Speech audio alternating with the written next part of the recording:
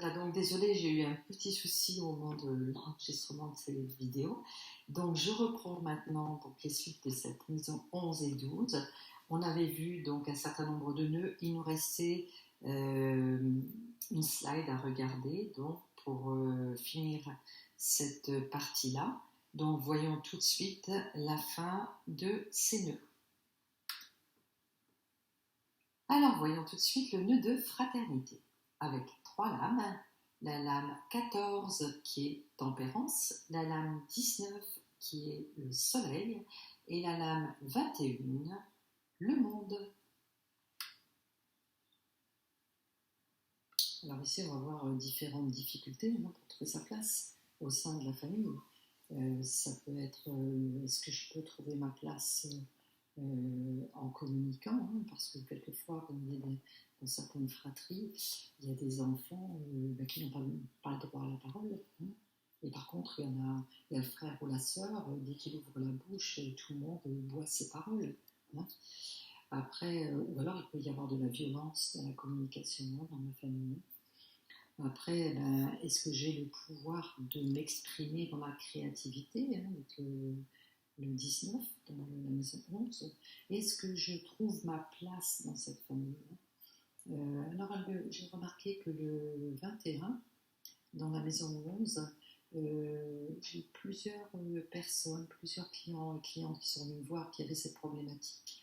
Et il y en a plusieurs pour qui la problématique, c'est que moi, j'ai été une mère pour ma mère. Ils ont endossé un rôle qui n'était pas le leur. Ils n'ont pas eu une place d'enfant, vous voyez. Ils ont eu une mère qui ne s'assumait pas et ils ont dû remplir ce rôle-là, ou un père qui était sous une dépendance et ils ont pris le rôle du père. Ou alors un père qui n'était pas là et ils ont remplacé le père. Donc avec le 21, il peut y avoir ce genre de problème dans vous.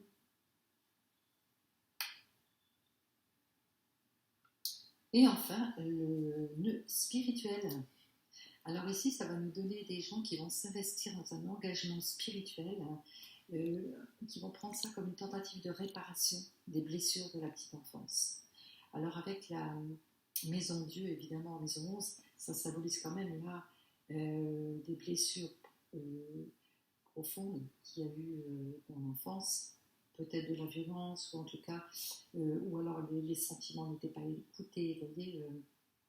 Donc l'enfant s'est construit avec une carapace, avec l'étoile, je n'ai pas pu me montrer telle que j'étais, et donc je vais m'atteler à être bonne et généreuse toute ma vie, je vais donner sans rien attendre en retour, vous voyez. Et avec le jugement, je vais peut-être m'interdire de juger, ou au contraire, je vais juger très sévèrement. Il ne faut pas oublier qu'on peut être ou l'un ou l'autre, ou devenir très égoïste ou très altruiste. Oui, on peut évidemment basculer dans le contraire.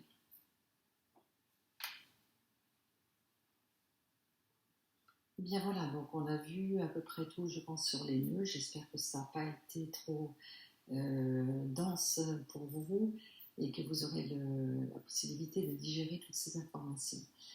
Alors, avant de vous quitter, je vais vous donner une dernière information. Concernant la maison 11, si vous avez dans votre thème la même lame que vous avez dans la maison 11, alors il s'agit d'un contrat. Ça veut dire quoi? Ça veut dire que vous avez fait le pari dans cette vie-là de régler la problématique qui se trouve dans votre maison 11. Et donc vous allez avoir une force de l'inconscient qui va vous inciter à vouloir réparer et éviter la transmission de la problématique dans les générations futures.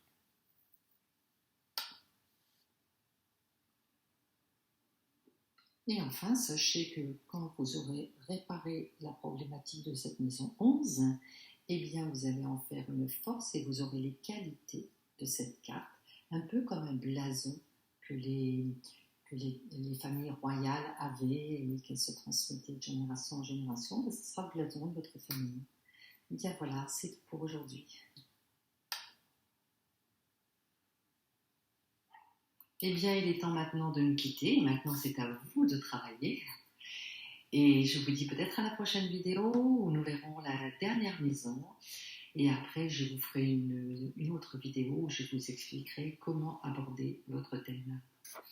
À très bientôt!